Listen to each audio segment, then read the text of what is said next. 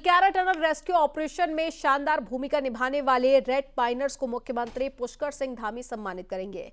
आज मुख्यमंत्री धामी के कैंप ऑफिस में कार्यक्रम होगा, जिसमें सिलक्यारा टनल ऑपरेशन के हीरो रहे रेड माइनर्स को मुख्यमंत्री खुद सम्मानित करेंगे और सरकार के आमंत्रण पर रेड माइनर्स भी देहरादून पहुंच चुके हैं। आपको बता दें कि सिलक्यारा टनल में 41 लोग लैंडस्लाइड के बाद में फंस गए थे और बाद में मशीनें भी खराब होने लगी थी और अंत में रेड माइनर्स ने हाथ से मैनुअल खुदाई करके रेस्क्यू टनल बनाई थी, जिससे कि टनल में फंसे लोगों को सुरक्षित बाहर निकाला गया था।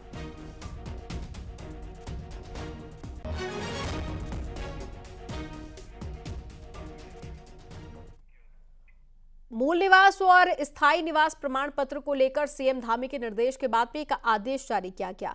अब मूल निवास प्रमाण पत्र की जगह पर स्थायी निवास नहीं मांगा जाएगा। कई जगहों पर मूल निवास होने के बाद भी स्थायी निवास प्रमाण पत्र मांगा जा रहा था, लेकिन अब ऐसा नहीं होगा और मूल निवास होने पर स्थायी निवास प्रमाण पत्र की जरूरत नहीं पड़ेगी।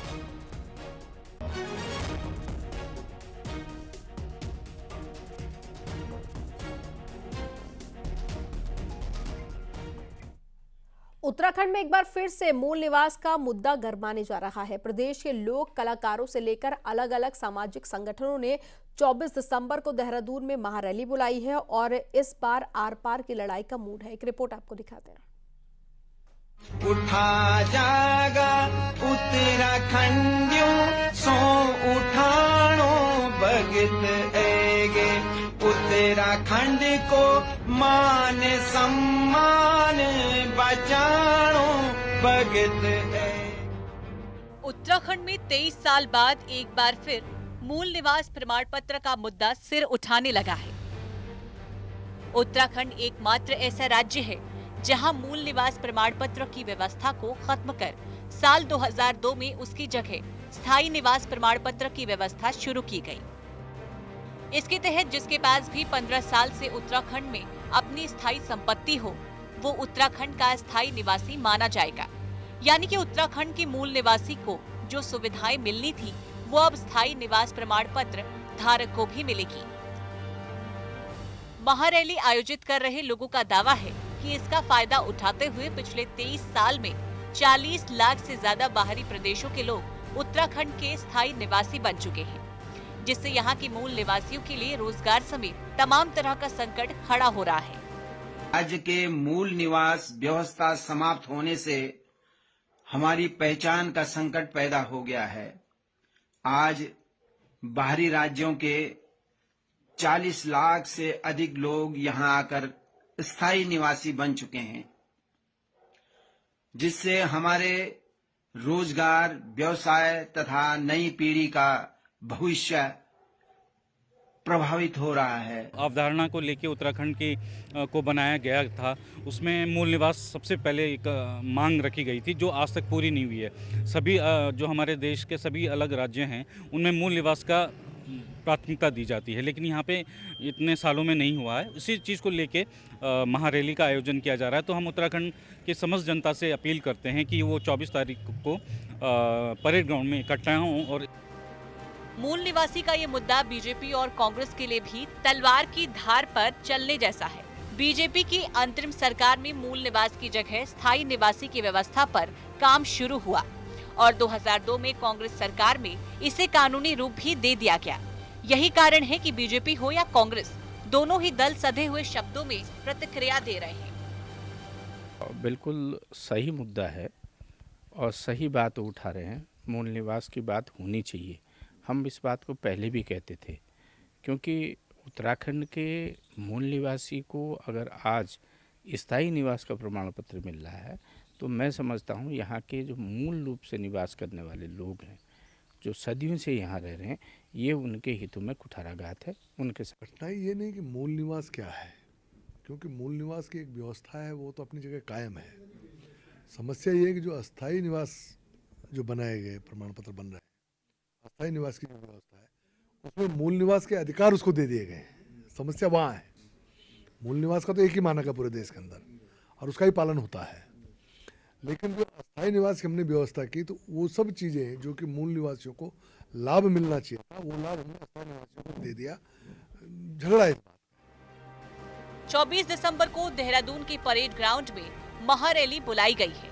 इससे जन समर्थन मिला तो लोकसभा चुनाव से ठीक पहले मूल निवासी वर्सेस स्थायी निवासी उत्तराखंड में एक बड़ा मुद्दा बनकर सियासी दलों के लिए नया संकट खड़ा कर सकता है। देहरादून से न्यूज़ 18 के लिए सुनील नौप्रभात की रिपोर्ट। मूल निवास के मुद्दे पर यूकेडी भी समर्थन दे रही है। यूकेडी का कहना है कि मूल निवास का मुद्दा वोटों की राजनीति के लिए बीजेपी और कांग्रेस का थोपा हुआ मुद्दा है।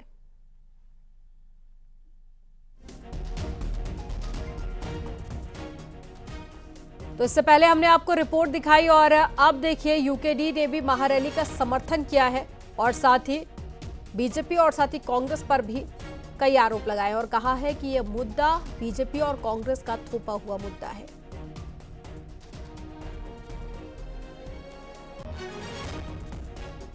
कॉन्स्टिट्यूशनली साफ है। अगर हमारा देश संविधान से चलता है तो 1950 प्रेसिडेंशियल एक्ट के तहत जो जिस राज्य में चिन्हित किए गए थे वो उस राज्य के मूल निवासी माने गए हैं और उसी के तहत वो सारे अधिकार उनको मिलने चाहिए। हरिद्वार, उधम सिंह नगर और इसके आसपास के जो मैदानी इलाके हैं ख़ास तौर पर, इनमें जो बड़ी वोट की राजनीति के चलते जो बड़ी संख्या बाहरी लोगों की है, उनको लाभ दिलाने के लिए इस तरीके का जो 15 वर्ष का ये बनाया मूल निवास की जगह कानून, उसको लेकर के चल रहा है। प्रदेश को भ्रष्टाचार मुक्त करने के लिए विजिलेंस विभाग अब तेजी से काम कर रहा है। विभाग में पिछले 2 सालों में करीब 24 मामलों पर जांच चल रही है और ये वो मामले हैं जिनकी एफआईआर विजिलेंस में दर्ज हुई है। वहीं मामलों की गंभीरता को देखते हुए अब डायरेक्टर विजिलेंस ने भी जांच का खाका तैयार किया है और आने वाले 3 महीनों में सभी जांचों को पूरा कर जांच रिपोर्ट शासन को भेजने की बात कही है, जिसमें रिश्वतखोर पशु चिकित्सा अधिकारी, उत्तरकाशी चकबंदी अधिकारी और सती रुड़की नायब तहसीलदार, देहरादून जिला सहकारी बैंक के मैनेजर सहित तमाम लोगों के खिलाफ के मामले दर्ज हैं, जिनके मामलों में लंबे समय से जांच जारी है।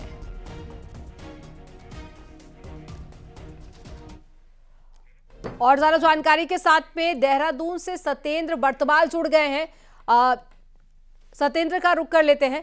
सतेंद्र, क्या अपडेट मिल पा रही है, क्योंकि मार्च को डेडलाइन भी सौंप दी गई है। अब ऐसे में क्या लग रहा है कि मार्च तक रिपोर्ट सौंप दी जाएगी?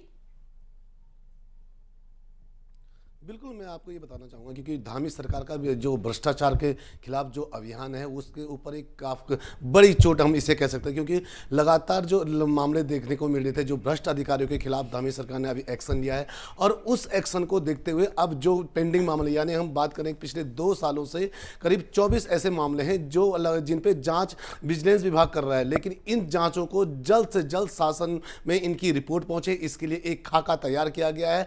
और इन 24 भी 24 से ज़्यादा जो ये रिपोर्टें हैं, जो मुकदमे दर्ज हुए हैं, इनको जल्द से जल्द इनकी एक जांच रिपोर्ट शासन तक पहुंचे, उसके लिए एक पूरा रोड मैप तैयार किया गया और करीब 3 महीने का समय दिया कि 3 महीने के अंदर जितने भी ये पेंडिंग मामले हैं उनकी जांच पूरी हो सके और जांच के बाद इनके पूरे जो ये आरोपी अधिकारी हैं, जो ये कर्मचारी हैं सरकारी पूरे विभाग के, उनके ऊपर एक्शन हो सके, जिसके लिए पूरा एक खाका खींचा गया है। जी तो बिल्कुल देखिए, तैयारी शुरू कर दी गई है और अब मार्च तक की डेडलाइन दी गई है। जानकारी साझा करने के लिए बहुत शुक्रिया आपका। और चलिए खबरों में आगे बढ़ेंगे। अब खबर नैनीताल से है, जहां पर आदमखोर बाघ और गुलदार के आतंक से परेशान होकर लोग सड़कों पर उतर आए हैं। भीमताल में लोगों ने प्रदर्शन किया और नाराज ग्रामीणों ने हल्द्वानी भवाली हाईवे युवती का शव रखकर चक्का जाम भी किया और वन विभाग के खिलाफ बुधवार को जबरदस्त नारेबाजी की। लोगों ने वन विभाग से आदमखोर बाघ को मारने की मांग की। आपको बता दें कि पिछले 2 हफ्तों में 2 महिलाओं और 1 लड़की की बाघ के हमले से मौत हो चुकी थी और इलाके में बाघ के साथ साथ गुलदार का भी आतंक है और लोगों का घरों से निकलना तक मुश्किल हो गया है।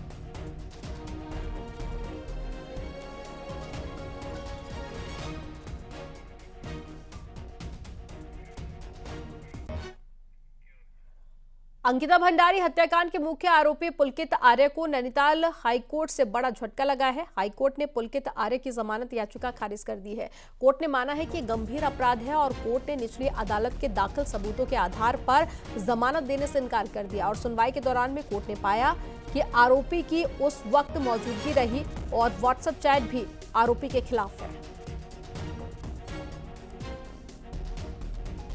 यहाँ आई हैं और तरह की जो चैट डॉक्यूमेंट्री एविडेंस है, फॉरेंसिक एविडेंस है, जिस पे उनकी प्रेजेंस उस पर्टिकुलर स्पॉट पर जहाँ पर अपराध होना कहा गया है, बीन नदी के उस बैराज के उस पॉइंट पर, वहाँ पर उनकी लोकेशन इस्टेब्लिश हुई है फॉरेंसिक एविडेंस से। और इन सारी चीज़ों को कंसिडर करते हुए कोर्ट इस निष्कर्ष पे पहुंची है कि इस स्टेज पर इसकी जमानत खारिज की जाती है।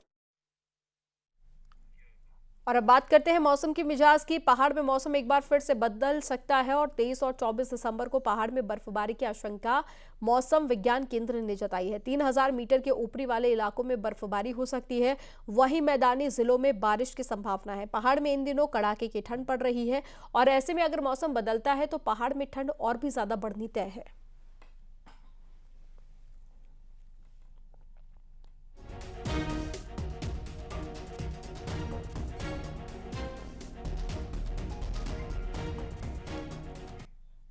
पहाड़ों में कड़ाके की ठंड पड़ रही है और 12 दिसंबर को हुई बर्फबारी के बाद में पहाड़ों में लगातार शीतलहर बढ़ती जा रही है। कड़ाके की ठंड के बीच में अब स्कूली बच्चे भी परेशान हो रहे हैं। पहाड़ों में सुबह शाम के तापमान में भारी गिरावट दर्ज की जा रही है। रात को 1 डिग्री तक तापमान पहुंच रहा है, जिससे कि नदी नालों तक जमने की कगार पर है। हालांकि दोपहर में थोड़ी सी धूप से लोगों को राहत जरूर मिल रही है।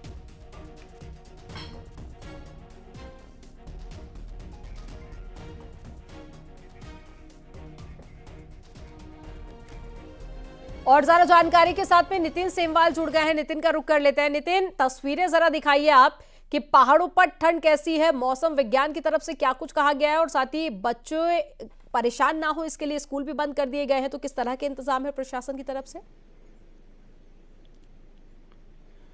जी, अगर पहाड़ों में मौसम की बात करें तो लगातार जो सूखी ठंड है वो बढ़ती चली जा रही है और सुबह शाम के तापमान में गिरावट की जा रही है। हालांकि स्कूली बच्चों की अगर बात करें तो 25 दिसंबर के बाद जो ऊंचाई वाले इलाकों में जो स्कूल होते हैं वो शीतकाल के लिए बंद कर दिए जाते हैं, लेकिन अभी जो मैदानी इलाकों के स्कूल है वो खुले हुए हैं।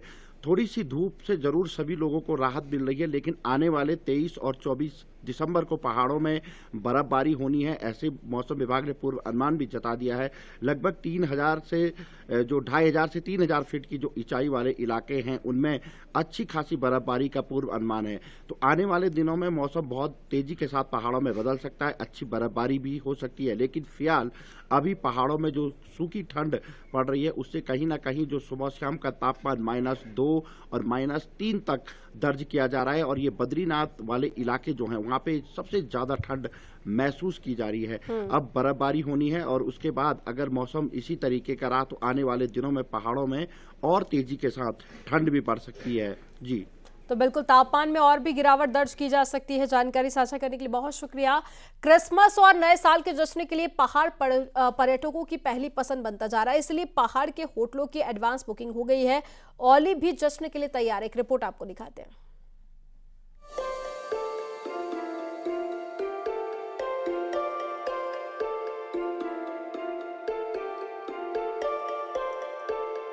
ओली में बर्फबारी के बाद यहाँ की वादियाँ और भी ज्यादा खूबसूरत हो गई हैं, जिसे देखने के लिए सैलानी ओली आ रहे हैं। इसके साथ ही स्कीइंग के शौकीन भी ओली का रुख कर रहे हैं। वहीं क्रिसमस और नए साल के जश्न के लिए भी ओली में तैयारियां चल रही हैं। ओली में गढ़वाल मंडल विकास निगम के सभी होटल फुल हो चुके हैं और क्रिसमस को लेकर गढ़वाल मंडल विकास निगम की विशेष तैयारियां हैं। देखिए, इससे पहले जो दिसंबर महीना शुरू हुआ था तो बर्फबारी नहीं थी, तो कुछ बुकिंग कुछ भी नहीं थी, इंक्वायरी भी नहीं थी। लेकिन जो पिछले हफ्ते जो बर्फबारी हुई उससे काफी इंक्वायरी भी आई और जो अभी लेटेस्ट 23-24 वाला वीकेंड आने वाला है उसमें औली तो मुझे लग रहा है लगभग फुल हो रहा है, लेकिन जोशीमठ भी 50% तक बुकिंग आ चुकी है और इंक्वायरी कंटिन्यू चल रही है। अभी 22 से 24 दिसंबर तक पहाड़ों में बर्फबारी की आशंका मौसम विज्ञान केंद्र ने जताई है। ऐसे में होटल कारोबारियों को उम्मीद है कि क्रिसमस और नए साल का जश्न मनाने के लिए भारी संख्या में सैलानी पहाड़ों का रुख करेंगे। वहीं ओली में पिछले दिनों हुई बर्फबारी के बाद से सैलानियों की संख्या बढ़ने से पर्यटन व्यवसायों के चेहरे पर रौनक है। न्यूज़ 18 के लिए चमोली से नितिन सेवाल की रिपोर्ट।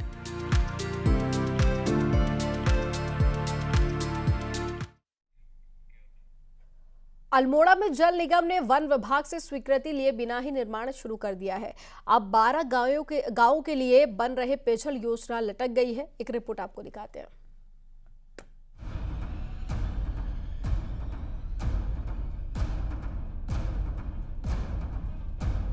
सरकारी विभाग कितने लापरवाह हैं, इसका अंदाजा इस बात से लगाया जा सकता है कि बिना वन विभाग की अनुमति के जल निगम ने 27 करोड़ की योजना बना दी, लेकिन वन विभाग को कानो कान खबर नहीं थी। अप्रैल 2023 में टेंडर भी लगाकर निर्माण कार्य शुरू करा दिया, लेकिन जब टैंक समेत दूसरे निर्माण कार्य के लिए वन विभाग की जमीन की जरूरत पड़ी तो पता चला कि वन विभाग से अनुमति ही नहीं ली। उसके बाद कुछ कमियों को दूर कर आवेदन कर दिया है।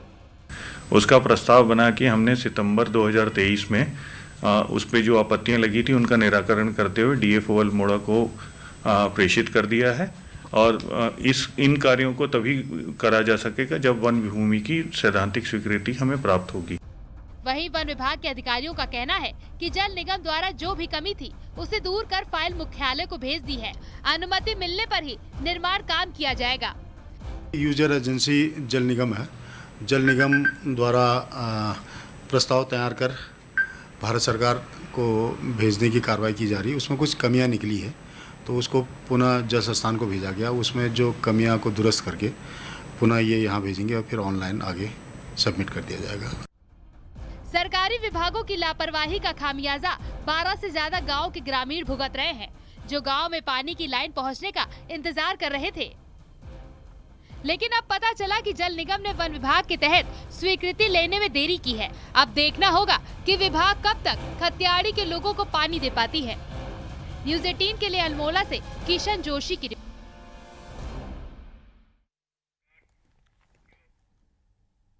हरिद्वार में मरे हुए लोगों को खाद्य विभाग राशन बांट रहा है, लेकिन आरटीओ में सूचना देने से विभाग के जो अफसर हैं वो बच गए थे। बुधवार को सूचना आयोग में मामले की सुनवाई हुई, जिसमें 1 हफ्ते में शिकायतकर्ता को सूचना देने का आदेश दिया गया। शिकायत करने वाले मुस्तफा ने बताया है कि रतनपुर गांव में 4 साल पहले मर चुके लोगों के नाम पर राशन बांटा जा रहा था और यही हाल दूसरे राशन डीलर्स का भी है, लेकिन खाद्य विभाग और प्रशासन के अधिकारी कार्रवाई करने को तैयार नहीं है।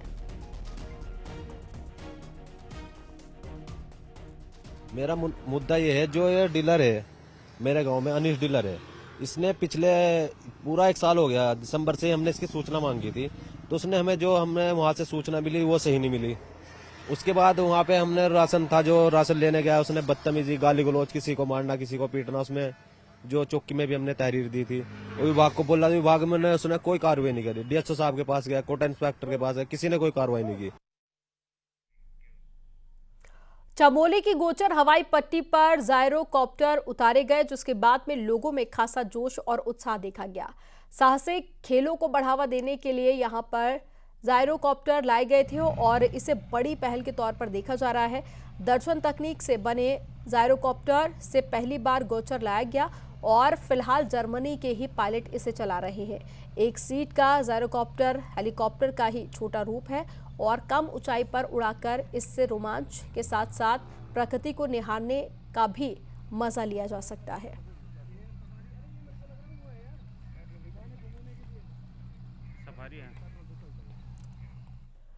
पहले से खस्ताहाल स्वास्थ्य सेवाओं से जूझ रहे पिथौरागढ़ के लिए पीजी करने वाले डॉक्टर्स ने दिक्कत खड़ी कर दी है। हालात ये है कि जिले से बीते 2 सालों में 47 एमबीबीएस डॉक्टर पीजी करने के लिए जा चुके हैं और भारी संख्या में डॉक्टर्स के पीजी के लिए जाने से हेल्थ सिस्टम भी प्रभावित हो गया है। आलम यह है कि जिले के कई पीएससी डॉक्टर की कमी के कारण बंद पड़े हैं और नतीजा ये है कि हल्की बीमारी के इलाज के लिए भी लोगों को दूर दराज के क्षेत्रों में अस्पताल पहुंचना पड़ रहा है।